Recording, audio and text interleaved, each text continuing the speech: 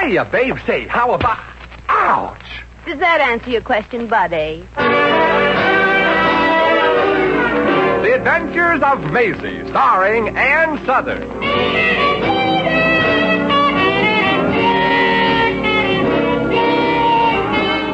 You all remember Metro-Goldwyn-Mayer's famous Maisie pictures.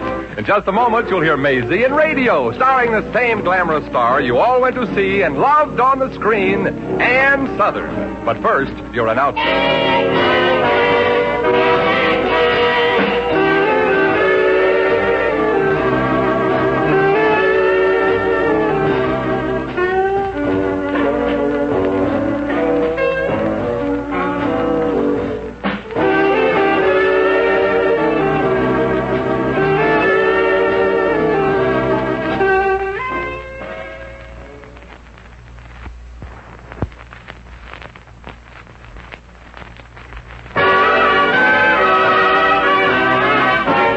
Here's Ann Southern as Maisie. Yep, I'm Maisie, like the fella just said. Maisie Revere. Maybe I ain't so smart, but the way I figure, when a girl walks down the street, very few fellas say, wow, get a load of those brains. That's how I met my steady, Eddie Jordan. I was walking past the drugstore, and he whistled for a cab. But luckily, I got there first. Me and Eddie, we've been going steady now for over a year. But we can't get married because he has an impediment in his back. He can't get off the bed early enough to keep a job. Right now, we're at the employment office of one of the biggest insurance companies in New York. I had to come along because I got to make sure that Eddie fills out the application blank right. If I left it entirely to him, he might tell the truth. Maisie, since you've answered all the other questions in this application form for me, what shall I fill in this space where they ask about my education? Oh, well, is it a wide space or a narrow space, Eddie? Wide. Oh, well, that means they want a man with a lot of education. How many colleges you go to, Eddie? None. Oh. Well, then put down graduate of Harvard, Notre Dame, and, Massachusetts Institute of Technology. Graduate of Harvard, Notre Dame, and... How do you spell Massachusetts Institute of Technology? M-A, you better make that Yale. Look, Maisie, I know this is none of my business, but won't the employment manager sort of challenge this? Yeah, I guess so. Well, what'll I do with this application? Well, I'll ask the clerk at the employment window. Clerk? Oh, clerk? Whom are you addressing, miss? You, clerk. I mean Clark. Please take this application into the personnel manager. Whom should take it in? You, and hurry, son. He-em and me-em are in a bit of a hurry-em. Very well, peasant. Oh, but just think, Eddie. Could be you'll soon be a successful insurance salesman, earning enough money to make the payments on the engagement ring yourself. Uh-huh. That was quite a ring, too, as I recall. Uh-huh. And it was very practical of you, too. Getting one with room for a diamond. Well, Maisie, honey, you can't have everything. After all, that was a real expensive ring. The band is real green gold. I know. And if you look real close, you can see some of the gold showing through the green. Well, this is the beginning of a new life for both of us, Eddie. Here comes the personnel manager with your application in his hand. He looks very impressed. Gosh, if I'd have known that, I'd have worn a tie. I beg your pardon, sir. Are you Mr. Jordan? Yeah. I mean, yes, sir. Edward Vanderbilt Astor Morgan Jordan? The descendant of our best families, sir. All of them, I imagine. Social connections, you know, old chap. Helps with selling insurance. Helps tremendously, eh, what? Quite. This is my my fiancée, sir. Yes. Millicent de Peister Revere. Revere? Mm-hmm. Any relation to Paul Revere? My father. Oh, that's nice. How is Paul these days, if I may ask? Still riding his horse in Boston? Oh, hardly. Pater uses his private train. Maisie, Paul Revere. Oh, hush, Edward. Leave us not mention my father's extreme wealth. You promised when you agreed to take a job here that you'd start at the bottom. Oh, perish the thought, Miss Revere. Why, with this man's qualifications, according to his application, he should be the president of the firm. Now, you see, Eddie, what I tell you? Tell you. Of course, Mr. Jordan, some of the things you say about yourself in this application are a wee bit difficult to believe. Yeah, I know how you feel. Oh, well, Edward is so modest about his background, sir. He absolutely refused to write down that he was once knighted on the battlefield as the bravest corporal in the army. Corporal? Mm-hmm. That's odd, Jordan. According to your application, you were a general in the last war. A major general. Oh, don't believe that I was a major general. Is that it? No, you're a bit too young. Oh, did I say he was a major general? That's so silly. Yes. He was a minor general. Nice try, Miss Revere. Oh, not good, huh? Not good. Then I don't get a job. On the contrary, you do. You mean it? I admire people with, shall we say, imagination. Oh, yeah, that sounds better than liar. Oh, when do I start, sir? Well, we've just opened a foreign branch and can use a man. Jordan, how soon can you leave for Paris? Paris? Like in Paris, France? Oh, but Eddie's engaged to me. He can't go to France. That's full of girls, French girls. Yes. Oh, you don't have to worry about me, honey. I can't talk French. Well, maybe not, but you can howl in 3 languages. Paris is out, Eddie.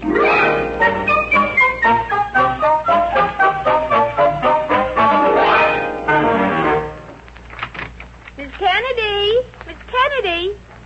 Well, Eddie, looks like the landlady isn't home. Well, this is my lucky day. Sit down here on the sofa, honey. Eddie, you gotta do something. Sure, baby. Sit down. No, I mean about your future and mine, too.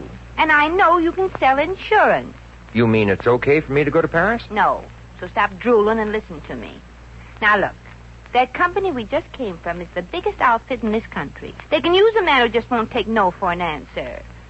Come on, baby. Sit down here. Alongside Lover Boy. That's what I mean, Eddie. You're a man who just won't take no for an answer. Now, if you can just apply that determination to selling insurance, any company would buy you. But, Maisie, I've no experience. I can't sell insurance. Have you ever tried? Look, I never tried to lay an egg either, but I know I can't do it. Well, all you need is a little practice. What, to lay an egg? No, selling policies. Now, look, it's simple. Now, you pretend you're the insurance salesman and I'm the prospective customer. You go out and knock on the door. Okay, but you're wasting my precious energy. You can't sell insurance that way. You can, too. Now, go out and knock. And when I open the door, you put your foot in it so I can't close it. Okay. Gee, this sounds like peachy fun. Here I go.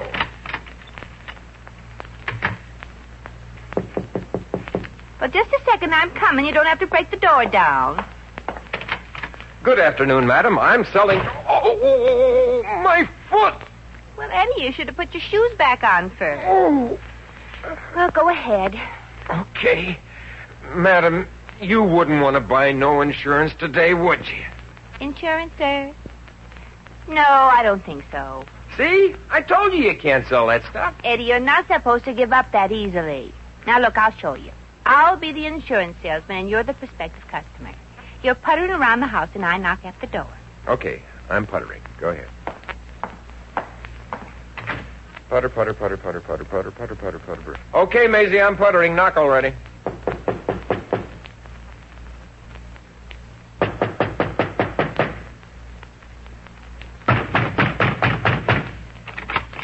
Oh, good afternoon, insurance salesman. Eddie, why'd you let me wait outside so long? I wanted to show you how tough it was. Well, we insurance salesmen never give up. Well, good afternoon, sir. I represent the, You Should Live So Long insurance company. Well, an insurance salesman. Lucky me. Do come in, sir. I'll go into the kitchen and make some fudge. Oh, stop being silly. Sir, are you adequately protected? If you were to drop dead suddenly, could you afford to be buried? Oh, heavens, no. And I just couldn't lie around the house, dearie. When my wife's new boyfriend came to call, I'd feel sort of in the way. Aha! Now, you seem like a very reasonable man, sir. I'm very glad I happened to call. So am I, honey. I was getting lonesome. Come. Sit down beside me and talk me into something. Thank you. Now, sir... Sir? Yes, honey, you were saying... sir, there is no finer investment you could make than in a nice insurance policy. Move closer, honey. Oh. Who's selling who what? Oh, that's better. Are you comfy, salesman? Oh, well, please, honey. I mean, mister, I'm selling insurance. Well, that's all right. This is Be Kind to Insurance Salesman Week, honey. Now, you just rest your head on my shoulder. Oh, yes, sir. The customer's always right, sir. Oh, mister, I realize you're a young man. A very handsome young man. And you're a woman. A very, very woman. Mm-hmm. And if something were to happen unexpectedly, would you... Would I what, dear? Oh, well, what I mean is, now's the time to act. I think so, too, beautiful. This is a wonderful opportunity. I have a lot to offer. You ain't kidding, babe. And insurance is Is what, gorgeous? unimportant right now, so kiss me already.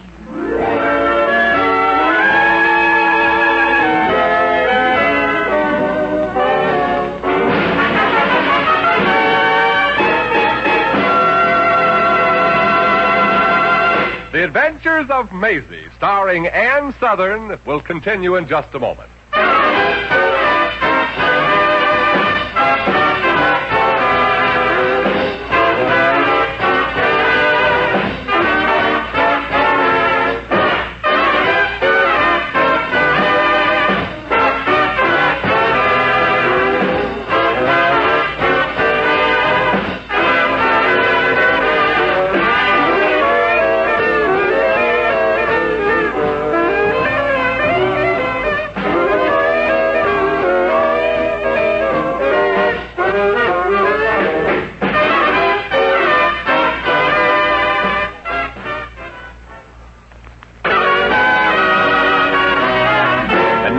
Back to Maisie.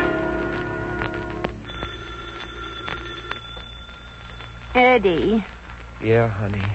I think the phone's ringing. You want to know something, Maisie? What? You're right. About what, honey? The phone. It's ringing. Eddie, Yeah, hon? tell me again. Tell you what, babe. How beautiful I am. Sure, honey, sure. But tell it to me different this time. I like to hear it different each time. Okay. Maisie, who has the most gorgeous eyes in the world? Mm-hmm. The most beautiful hair and skin? Mm-hmm. The most glorious smile? Now, who in the world can that be? Well, it's me, of course, Eddie. I mean on the phone. Maybe I'd better answer. Now, don't go jeepers. away. You think I got rocks in my head? Hello, there's nobody home. Hello, that you, Jordan? This is Roger Bentley, the personnel manager of the Security Insurance Company. I'm sorry, I'm not interested. I got all I can... Bentley! Remember you applied for a job this morning? Jordan, I've got a proposition for you. Well, I'm sorry, Mr. Bentley. I'm not interested in going to Paris, Maisie says. No. This is a job here with the Home Office, Jordan. I've been looking over your application again, and this assignment calls for somebody with your sheer goal. How much, Bentley? Well, Jordan, it's this way. I don't work that cheap. Goodbye. Oh, now, wait a minute. Don't hang up, Jordan. Think of what awaits you. I am. And I don't want to keep her waiting too long. I mean, you can get a great job, fine salary, impressiveness. Sell him and you're set for life. Him? Who's him? J.C. Higginbottom. He's one of the richest men in the country. Why, we've had our men working on him for years to sell him a big policy, but none of them have ever been able to even get in and see. What's that got to do with me? Well, you land Higginbottom, Jordan, sell him an insurance policy, and you can name your own salary. Mr. Bentley, I'm not the kind of guy who waits till the last minute. I'll name my salary right now. I want $100 a week. And you'll get it, too, Jordan. More even with your commission if you get Higginbottom to sign. Oh? Well, what kind of a guy is this Higginbottom? Hell, he's tough, mean, and nasty. Every salesman we've sent to work on him has been thrown out of the office. Sorry, you've got the wrong number. Oh, Mr. Eddie. Sit down closer. How's this, honey? Yummy. Now go ahead. Huh? Well, how beautiful I am. You were up to my smile. Do you remember? Oh, yes. Gee, I hope that Bentley doesn't interrupt again. Maisie, your smile Bentley? is like... Bentley, the personnel manager? Yeah, offered me a job. Maisie, your lips stop are... with that corny mush, Eddie. What kind of a job? Oh, just a job that pays $100 a week. Maisie, $100 a week? Why, that... Oh, no, Eddie, I won't let you go to Paris for that. There's no future in selling insurance. No, this job was here in New York. Oh, well, when do you start? I don't. Maisie, Eddie, tell me all about it. You got to get to work. But I turned him down, Maisie. You see, the job was mine on condition that I sell a policy to a J.C. Higginbottom. And no salesman has ever been able to get in to see him. Until today. Now, look, you're Eddie Jordan. That's good. Certainly. Nothing can stop you once I've made up your mind. Now, you call Mr. Bentley back. Say you accept the challenge. Look, Maisie, I don't want to have any fights with you. You don't? No. So I'll go sell Higginbottom a policy.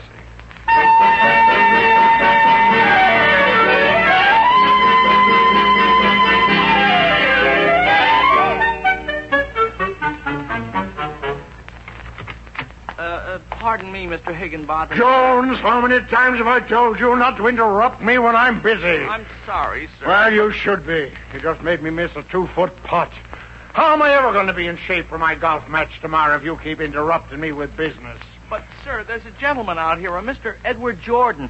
He says he has $1 million deal for you. Jones, I've told you time and time again not to bother me with things like that. This golf game today is important to me. We're playing for a nickel a hole. That ain't peanuts. Yes, sir. Sorry, sir. I hope you win tomorrow's match, sir. Well, I'd better win, Jones. My doctor told me to relax and play some golf. And I'm going to relax if it kills me. Now go away. Now, how did that golf pro say I should do it again? Oh, yeah. Head down, feet 1, 2, 3, 4 inches apart. Shoulders back, eye on the ball. Relax. Relax. Relax now, Donya. Here I go now. Good afternoon, Mr. Higginbottom. Me? Oh, you missed. Too bad. Not completely. I did knock your hat off. Young man, how dare you disturb my backswing? Sorry, Higgy, old boy. I'm Eddie Jordan. Oh, yes, $1 million proposition. Sit down, Jordan. Have a cigar. Oh, thank you, Mr. Higginbottom. Mr. Higginbottom, I'm selling insurance. Give me back that cigar. Good day, Jordan. I got important work to do. 1, 2, 3, 4. Mr. Higginbottom, you don't know what you're missing. I do, too. The ball. Now, if you don't mind, Jordan. Not at all, Higgy, old boy. Just have me that drag. But you... Thank you. Now, your trouble, Higgy lad, is your stance. You address the ball like this. Use the overlapping hand grip and then... Oh! Jordan! Sorry, sir. That window cost me... You did that with the overlapping grip? It's a cinch, Higgy. The whole trick is in the wrist. Now, about that policy... wrist. I got to try that wrist. Mr. Higginbottom, have you given any thought to the future? What will happen to your poor wife if you said... No, Higgy. What? Grip the club up high. Oh, hi. That's it. Yeah. Now, suppose you should drop dead suddenly. A left arm straight out now, Higgy? Like that? Yeah. Now, if you should kick off... That's it. If you should kick off... Now, let her go. Yeah. 4! Anything wrong, sir? And I did it, Jones. I broke the window. Isn't that terrific? Right, J.C., but you should have gripped the club a little more firmly. Oh, I see what you mean. Jones, run down to the street and get my ball. And while you're down there, pick up my club, too. Huh? Yes, sir. Now, Mr. Higginbottom, I have here a policy where, for a very nominal premium, you can live like a king after you're dead. It's very interesting, Jordan. It's very interesting. I thought you'd think so, J.C. Why didn't any of my instructors ever tell me about the overlapping grip? Oh? Are you busy this afternoon, Jordan? I'd like to maybe take you out for a round of golf. Play around with you, huh? Oh, of course, sir. But now about this policy. What's your handicap, Jordan? 6, Mr. Higginbottom. Of course, I haven't played in years. Oh, that's wonderful. Maybe I can beat you. It's so nice to beat somebody. I mean, you're not scared, are you, Jordan? Oh, no, sir. Now, but the policy... Yeah, later, Jordan, later. What do we play for? A quarter hole? A quarter, sir? Oh, I forgot. You haven't played in a long time. Let's make it a nickel.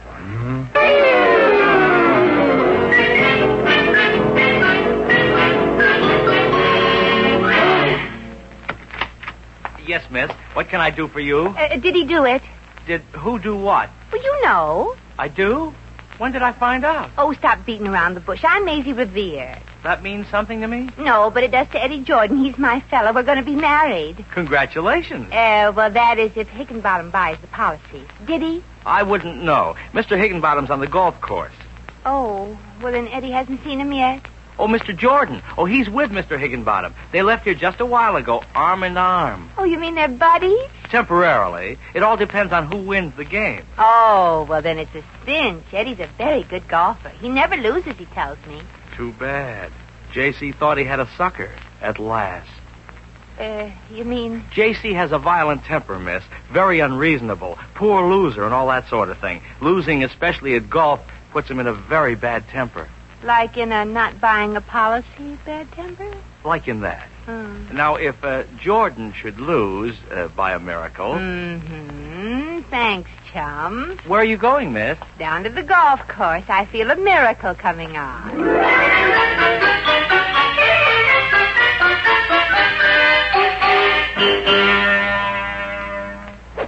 Darn. Rats! How many strokes so far on this, old Higgy? 3. Oh, it's 8, old man. It's 3. No, it's 8, chum. Remember, 3 darns, 4 rats, and 1... Ooh! And little me is just 2 above par going into the 12th hole. I thought I was out of practice. Funny how I haven't lost the knack, isn't it? Yeah, it's very funny. Maybe I should sell you a policy on golf instead of your life, J.C. You've broken 4 clubs to date. It'll be 5 if you don't shut up, Jordan. Now go ahead and tee off. Lucky. Oh, sure. Just watch me, J.C. Perfectly relaxed. Head down, legs apart. Here I go. 1, 2. What you doing? Hey, you missed. Hey, Maisie, what did you talk for? Do you want to spoil my game? Gladly. I'm glad to meet you, sir. You're Mr. Higginbottom, aren't you? And you're Miss Revere. Well, I'm glad to see you, miss. I'm almost as glad as I am to see Jordan, miss. Look, Maisie, we're playing for a nickel. And it isn't cricket to talk while I'm trying to concentrate. You might ruin his game, Miss Revere. Not that I can't use the slight edge. But if Eddie did happen to win, Mr. Higginbottom, that won't affect his chances of selling you a policy, will it? Hardly, Miss Revere. Hardly. That's what I thought. Well, Eddie, go ahead and hit the ball, if you can. Don't worry about me, Maisie. I know what I'm doing. And I know what I'm doing, too. Go ahead. Hit it. I dare you. Oh, you do you? Relax now, Jordan. Relax. That's the secret, you remember? Yes. Quiet, everybody. Here goes. 1, 2, 4. You're not very educated, Eddie. After 2 comes 3. Where's the ball? Look down, Jordan. Sorry, old chap. Maisie, you made me miss it. Me? Oh, if you can't play, Mr. Jordan, don't blame it on me. I'll show you. 1, 2. Does it always take you so long to hit the ball? Well, you're coming closer, Jordan. Eddie, why do you always miss the ball? Is that the way golf is supposed to be played? Well, that's not a very clear answer. Maisie, please try to be quiet, will you? Oh, I'm not bothering you, am I, Mr. Higginbottom? Oh, hardly, my dear. I'm enjoying every miss. I mean, every word. Quiet now, please. I'm trying to relax. Oh, well, all right. I haven't said anything. Here I go again. 1, 2. What kind of a club are you using, Eddie? My driver. Oh. Now, I go up to the ball. I take my stance. I thought you took your driver. Quiet. I take my stance. I move around like this. You have ants in your stance. Oh, shush, will you? Mr. Higginbottom, please make her keep quiet. Me? Yes. We haven't really met, and I never talk to strangers. Oh, that's what I like, a perfect gentleman. Well, go ahead, Eddie. You've had 5 chances and you've missed every time. Maybe the next time you'll be lucky. And stop shaking so much. You're supposed to relax. I'll relax, all right. Here I go. 1, 2. Button your shoe. 1, 2. Well, maybe you'd better try some other numbers, Eddie. 1 and 2 seem to be very unlucky for you. I'll hit that ball if it takes all day. Stand back. 1, 2. 1, 2.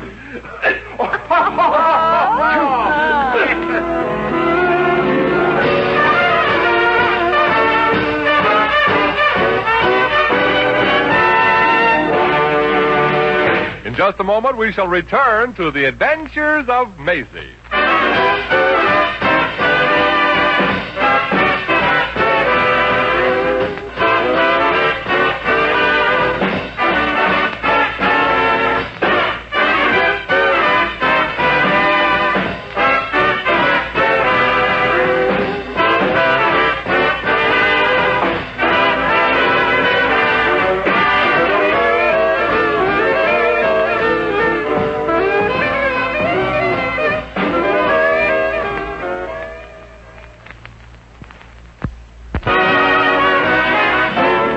Once again, here's Maisie. Well, Eddie had 35 strokes in that hole. And with me heckling, he almost had another one. By the time he came to the last hole, he didn't need a caddy to find his ball. He needed a lantern. Old J.C. won the match and the nickel. But it cost him a big insurance policy. He was so happy to have finally beaten Eddie that he was more than glad to buy a life policy. I needed a hurricane policy. Because after the game was over, I had to blow in a hurry. But when Eddie cinched that job with the insurance company and realized I did what I did because it was the only way, he forgave me. Well, I gotta run home now and get dressed. Tonight, Eddie's taking me to a movie to celebrate. Of course, he suggested a nightclub, but on Eddie's income, that's no fun. The minimum is always his maximum.